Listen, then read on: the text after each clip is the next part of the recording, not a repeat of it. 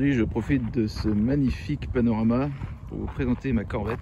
Donc c'est une Corvette C4 de 1986. Donc c'est un 1,7 de 245 chevaux.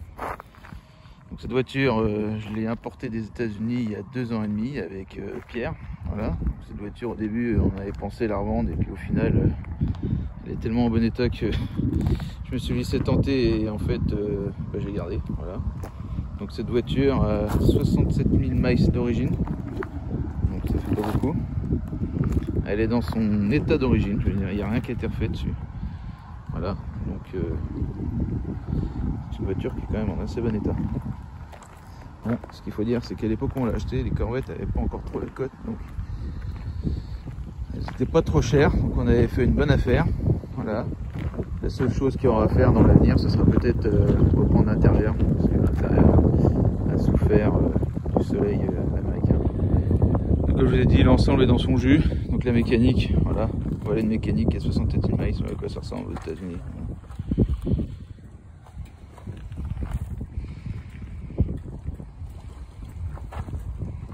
On pourrait croire qu'une Corvette c'est une voiture qui n'est pas faite pour les performances, mais finalement c'est quand même assez bien dessiné et fabriqué.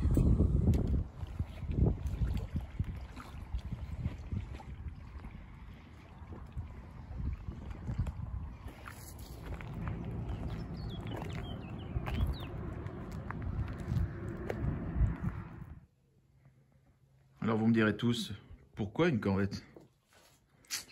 Eh ben moi je suis issu des années 80, et dans les années 80, le symbole de l'Amérique, le symbole de la New Retro Wave, la musique qu'on écoute avec Pierre, qu'on a utilisé aussi pour faire notre chaîne, et ben tout ça, ça ramenait à des choses qui ont aucune importance, aucune valeur, et qui nous font penser à la Corvette.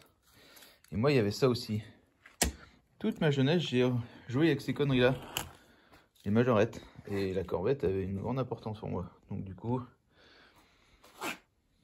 ben voilà, il fallait que j'en ai une un jour.